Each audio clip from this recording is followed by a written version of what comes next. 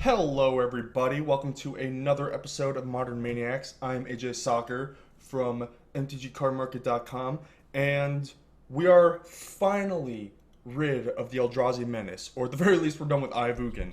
I got axed, and that change just went live on Magic Online, which I'm pretty excited about. But we also got some new toys to play with, or rather, some old toys to play with. We had two unbannings, one being Ancestral Visions, which, don't worry, I will be playing with Ancestral Visions. It is one of my all-time favorite cards. That will be happening.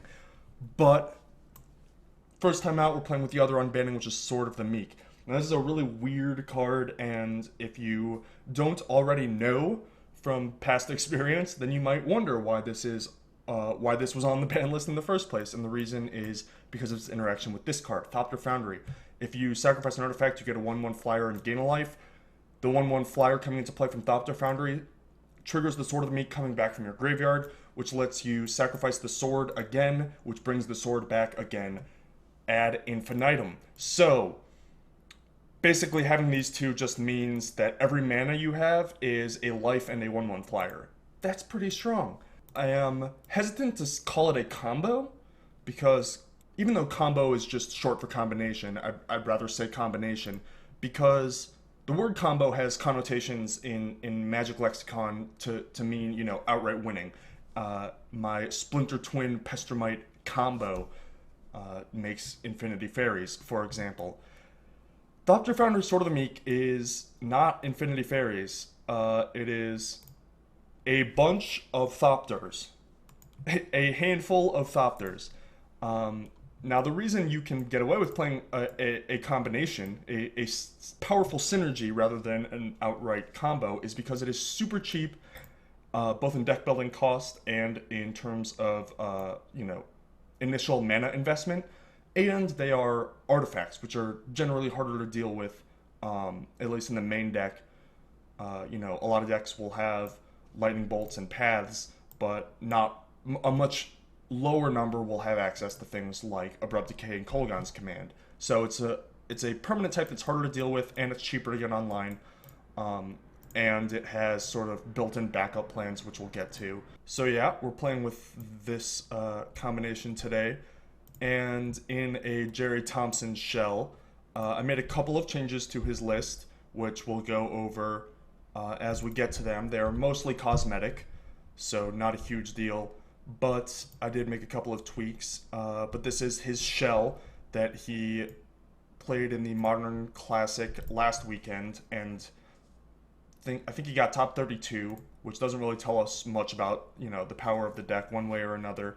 I really like this shell. I like the way that Gerry builds decks. This is basically how I would have built it had I started from scratch. So thank you, Gerry, for saving me some time. There are a lot of weird card choices, so I know a lot of people like to skip right to round one, but I actually recommend watching this deck tech, because some of these card choices are a little wonky, and I want to explain them to you so that I don't have to answer questions later. Alright, first, right off the bat is a weird card choice, only 3 Serum Visions. Normally, your Modern Blue decks, you start 4 Serum Visions, 4 Snapcaster Mage. Alright, what else can I play? Remands probably, And then I'm only playing 3 Serum Visions, 1 Snapcaster, 1 Remand. Whoa! The reason is that Serum Visions is a time card. Now, it does two things. One is smooth out your draws, which can do early and late, right? You don't really want to be casting Serum Visions in the mid turns, and that's especially true for this deck, because you have a ton of stuff to be doing with your mana in the mid turns. But on turn 1, it can make sure that you're hitting your land drops, but not, super flooding, and then late you're fine drawing it and smoothing your draws out. The other thing it does is help find specific cards. I am an aggressive deck and I want to find another threat. I am a control deck and I need to find removal, something like that. Serum Visions is good at this if you are willing to give up time, right? Because you don't get the card immediately. You get a card, and then later you get access to maybe one of the other cards that you're filtering through a turn later. It's a weird time investment on the scry. that this deck can't really afford.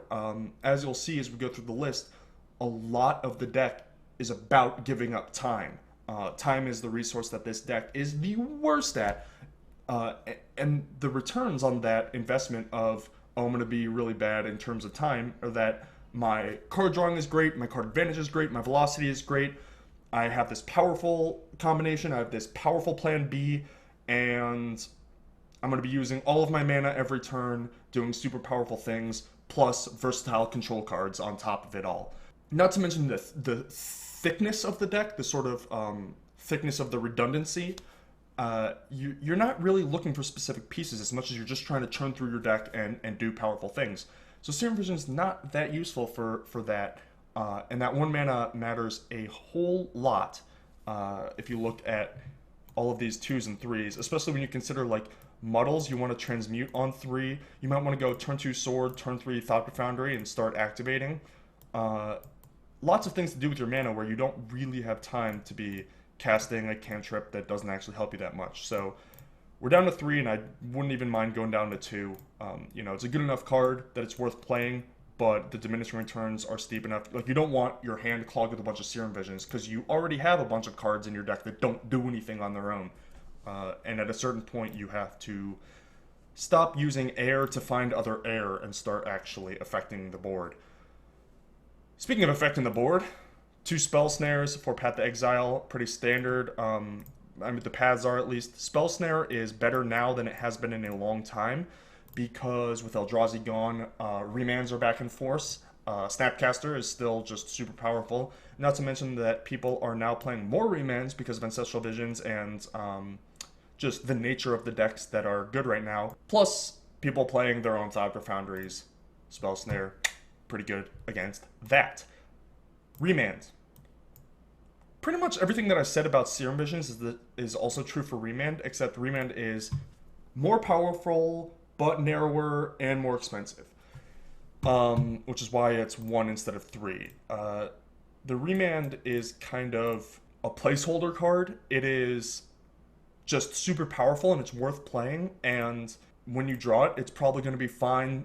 It's going to be fine to great, but you don't want a hand full of them. If you have an opening hand with a deck like this that has 2 Serum Visions and 2 Remands, you're never going to win that game, just because you're going to be too far behind by the time you start doing stuff. And for that reason, I like the 1 of. Also, if you play 1 Remand, they're going to assume that you have more, because who plays Remand as a 1 of? So I like deck building choices like that out of sheer cheekiness. But also, I think the diminishing returns on it are steep enough that it's worth cutting back. Snapcaster Mage, kind of the same. Again, you have so many ways to use your mana on 3 and beyond that Snapcaster, which costs at least 3 mana if you want to do anything effective with it, it has a lot of competition. In addition to that, this deck has a bunch of like weird enchantments and super expensive cards. You're not going to have enough mana to Snapcaster most game types, and a bunch of artifacts and lands that do stuff. You just don't have a ton of stuff. Like, are you going to flashback a Thirst? Hopefully your first Thirst got you to a point where you can do things super impactful, and that you're not on turn 5 trying to dig some more. Although that's an option available to you. You don't really want to be Snapcastering at Gifts, for example. But snapping a Path can be very powerful. Snapping a Spell Snare can be definitely worthwhile. Snapping Serum Vision's not as much, but you'll make do. Yeah, I mean, it's just the diminishing returns, again. I feel like I'm kind of repeating myself, but it's in reference to different cards, but similar principles are applying over and over. So hopefully that's being drilled home in my repetition. There are 2 other things specific to Snapcaster that are worth noting. The first is Gifts Ungiven. Having a card that can regrow a card, if you will, in your deck makes Gifts Ungiven a lot more powerful, because I can find, a Wrath and a Supreme Verdict and a Snapcaster Mage and something else, and if I have 6 mana, then there's no way that they can deny me my Wrath. A better example might have been, one of these cheaper cards, and the other thing worth noting about Snapcaster Mage and why you might not want to go overboard with them, I think 1 is the right number. You could maybe fit in a second, but you don't want to go beyond that, is the fact that a lot of your deck uses the graveyard. The Thopter Foundry Sword of the Meek uses the graveyard. Even though the Sword of the Meek is only there for a split second, it does go to the graveyard.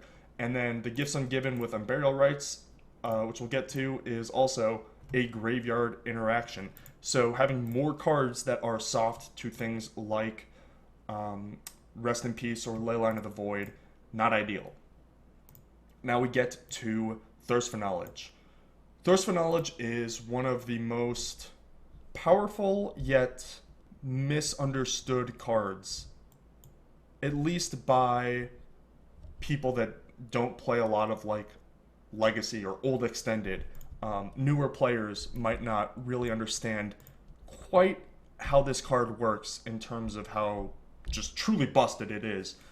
I have to assume that a lot of people are going to see this list and immediately, start cutting thirsts for Ancestral Visions, or even just like shaving the 4th thirst for the 4th Serum Visions, and I have to implore you to not do that.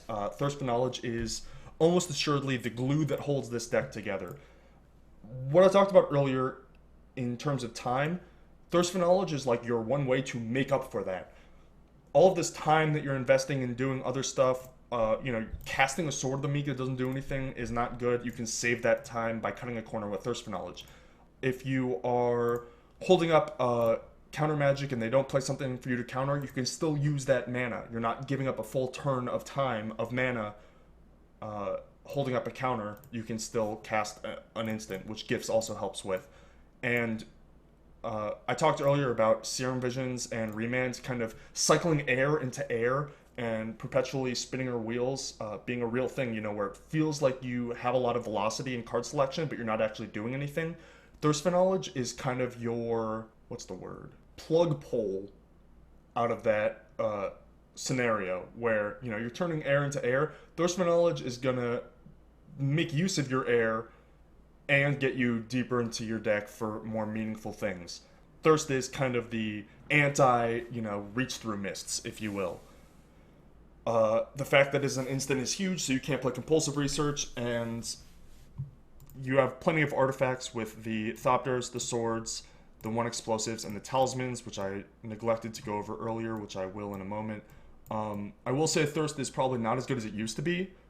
It's almost certainly not as good as it used to be, because you used to have things like Seed of the Synod that you could just kind of play for free, and even Chrome Mox, which was an amazing thing with Thirst, because, the Chrome Mox plays both sides of the Thirst, if you understand my meaning. But with those cards banned, Thirst is definitely neutered somewhat, but I still think that it is going to end up being the glue that holds this deck together.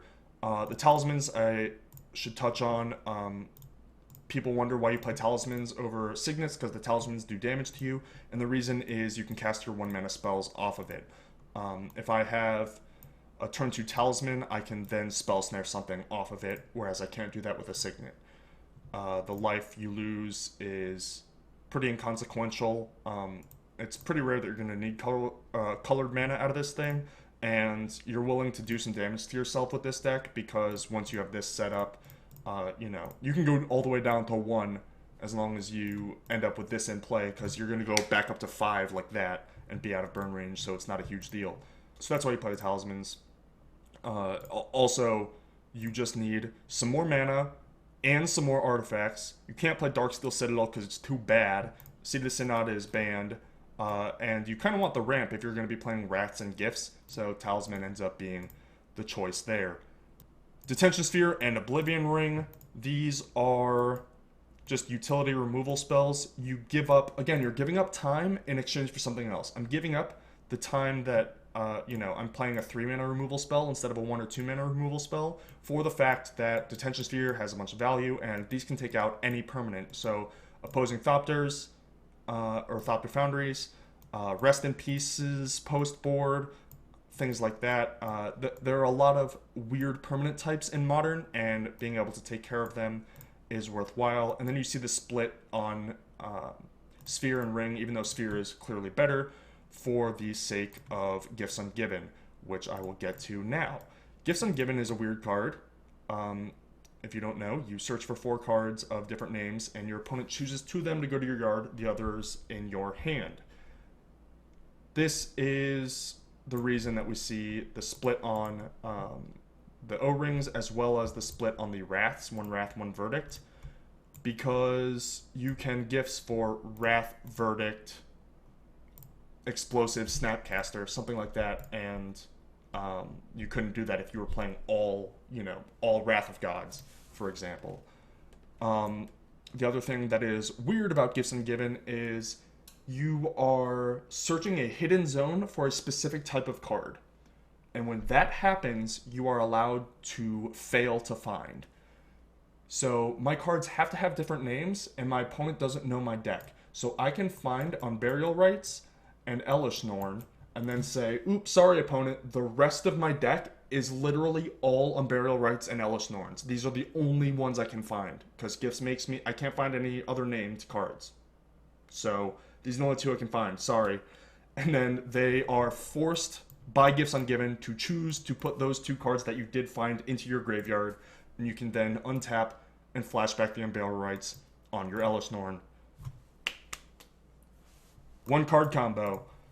I mentioned being able to throw Snapcaster into gifts piles, value piles being worthwhile, and the other common use for gifts, especially with Thopter Sword, is with Crucible of Worlds. Normally you'll see gifts piles of Thopter Foundry, Sword of the Meek, Crucible of Worlds, Academy Runes, and no matter what they give you out of those four, you'll end up with Thopter Sword in play.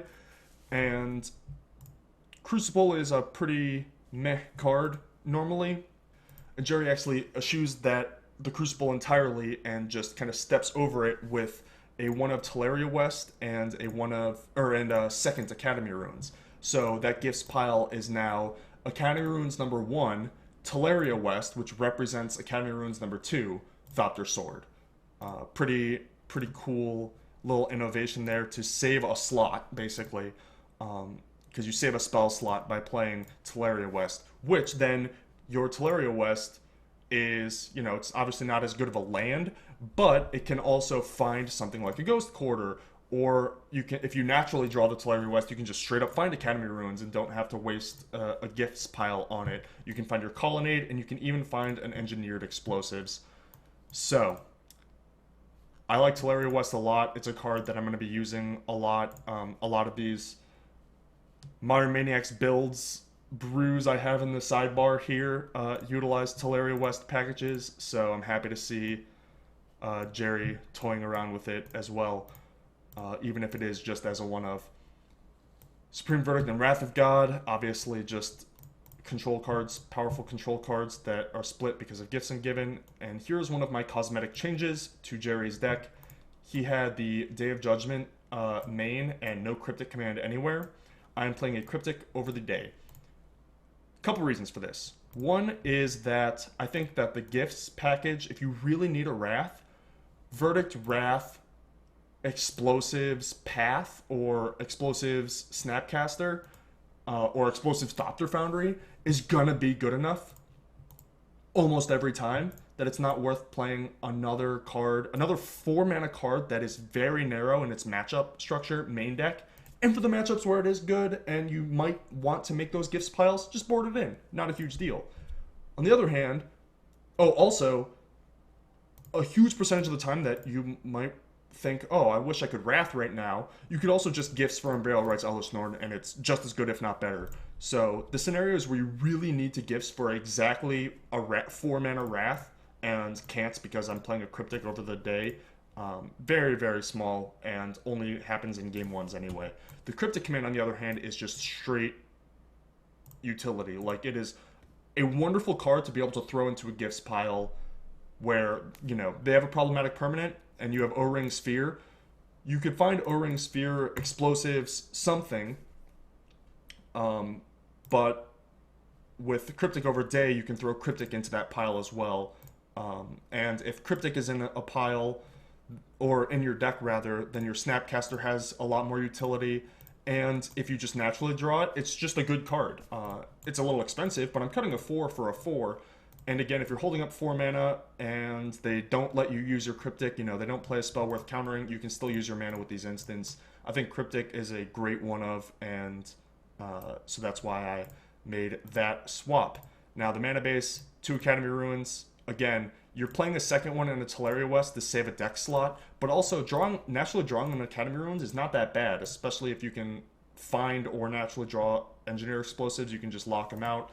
But post board, oftentimes they'll try and blow up your Foundry, and you can make a couple tokens out of like the sword. You sacrifice the sword, and then what happens is they'll kill the Thopter Foundry in response, and then you can sacrifice the Foundry to itself. So you have 2 tokens, which will buy you enough time to Academy Ruins back the Thopter Foundry. Your sword is still, in the mix, and you can just go off again. So Academy Ruins super good. One of my cosmetic changes, Gerry had 3 colonnades. I'm down to 2. I think that coming into play tapped is a huge deal in this deck. I've emphasized how much you want to be using all of your mana every turn, and also, in my experience with these style decks, I end up killing my opponents with this a huge percentage of the time. Even if they have all of this disruption, like I just outcard them and eventually can make 3 Thopters, even if they, have graveyard hate to break up specifically the combo. I can control enough that I can find kills with this, that I don't need to kill with Celestial Colonnades as much. Plus, the Teleria West, if I really do need the Colonnade, can act as a third one. But the 4th coming to play tapped land, I didn't really want to have to play, so I shaved that. 2 Hollowed Fountain, pretty obvious. Flooded Strands as well. Ghost Quarter, another thing you can Teleria West for, and just generally good, especially now that people are trying to play different Tron variants. Being able to break up those is pretty nice. Mystic Gate is so that you can get basic planes to cast your paths, but still cast your Cryptics or Muddles. Your Muddles on 2 and Cryptics on 4 without having to mess your mana up too much, especially because you have colorless sources in Ghost Quarters and Academy Ruins. Seacrum Coasts, I wouldn't mind playing another if I had room, just the best duel. You do have a couple 4-drops, but being able to get that white into double blue is pretty relevant in this deck. The Teleria West we went over, and then here is the other cosmetic change to Gerry's main deck. He had 3 island, 2 plains, and I'm playing 2 island, 1 snow-covered island, 1 plains, 1 snow-covered plains. Now, this is strictly technically correct to play the split, because a snow-covered island is effectively the same as an island in every case, except they have different names, so you can Gifts Ungiven for them. The only reason that this would be relevant is if you needed to find a basic, basically, and you could find Snow Island, Flooded Strand, which can find your 3rd island.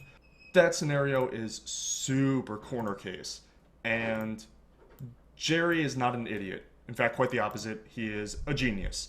So he did not miss this interaction. He has played with Gifts Ungiven once or twice in his life, suffice to say.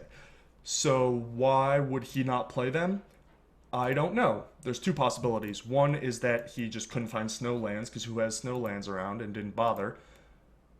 But 2, and more likely, is that snow islands are tip-offs for knowledgeable players.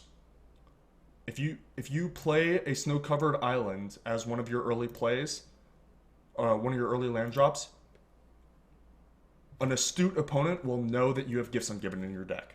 And if you have Gifts Ungiven in your deck, then you probably have Unburial Rites and a bomb, and they can sort of dissect your build from there and extract a lot of information from a simple land drop. That is what I would assume the reason Gerry didn't play it is.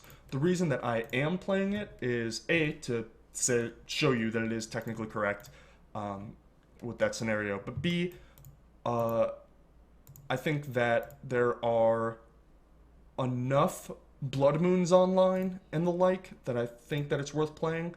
I think that there are enough people that are multi-queuing and not really paying attention on Magic Online that aren't gonna, pick up on the gifts thing. And in a lot of my decks, I'll just play Snow Basics because it's the easiest way to search for basic lands in your collection that have the same art. So in a lot of Modern and Legacy decks, I'll just play Snow Basics straight up because I'm lazy, and I know a lot of other people that do that as well, so the Snow Islands aren't as much of a tip-off as they would be in real life, where the Snow Islands are far harder to come by than normal lands, with matching arts.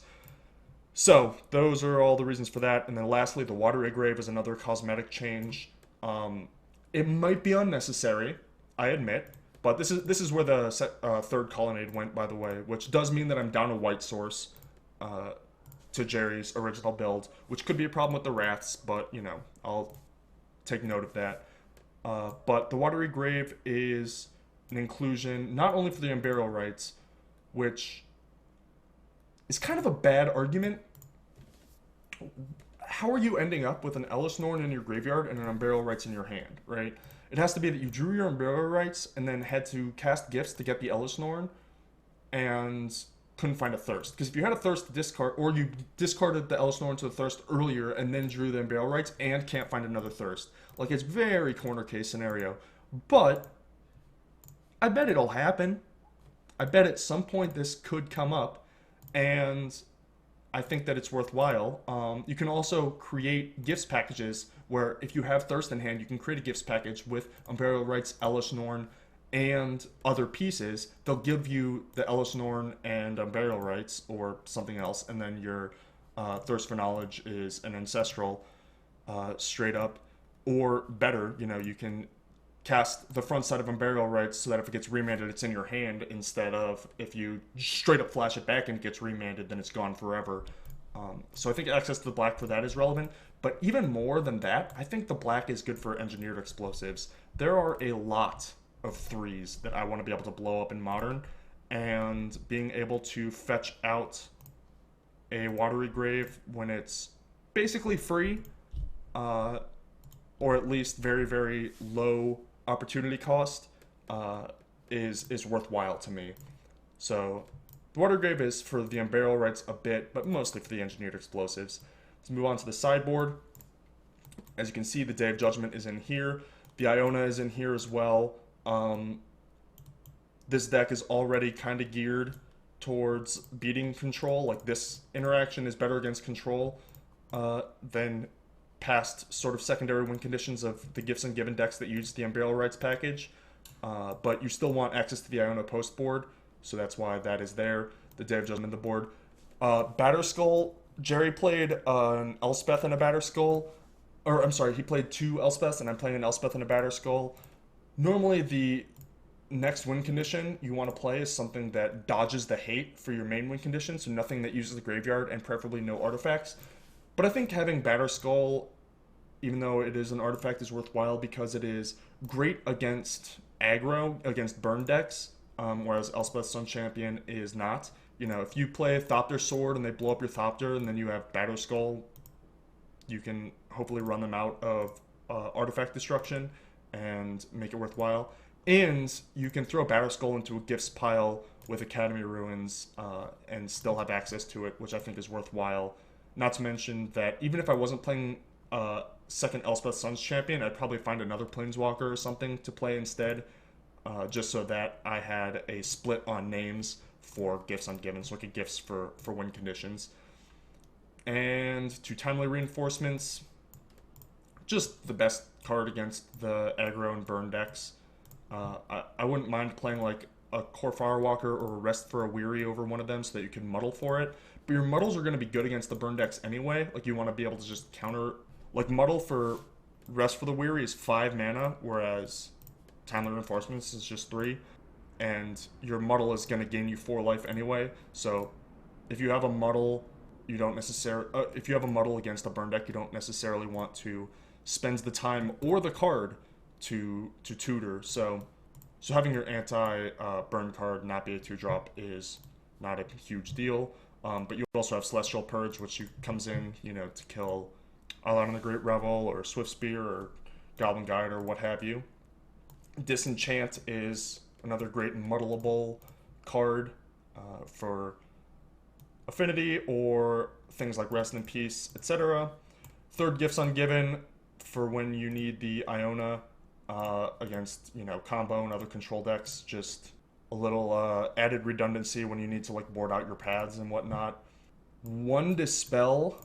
This is the card that got cut for the Day of Judgment.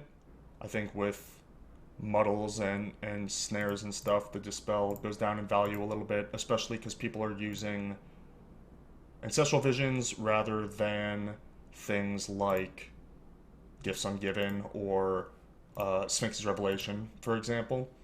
Negate, and Hurgle's Recall, I'm not really sold on. I guess it's worth having a 2 to find with Muddle that's really good against Affinity, but I kind of want to just play a second Disenchant and just rely on like Rats and Gut Shots. But I guess it's probably worth playing 1. Gerry had 2. I cut that for a Tormod's Crypt because Living End is quite popular on Magic Online, and Tormod's Crypt is better than Relic because it doesn't mess with your own stuff, better than Nile Spellbomb because it is free, and it is Teleria Westable. So on turn 3, you can Teleria West for Tormod's Crypt and immediately play it, which you cannot do with Nile Spellbomb. You couldn't even find it, and if you could, you couldn't play it. So pretty important there. And Teleria West for Tormod's Crypt and or Academy Ruins, and you can kind of lock people out with that. It is certainly not as good against sort of value-y graveyard usages, but for dedicated graveyard decks like Living End, a card like Tormod's Crypt goes a long way. And Gut Shots for Affinity and Infect and the like, Elves, etc. 1 toughness creatures. So that's the deck. Pretty long deck tech, but a lot to go over. And yeah, we will see how it runs.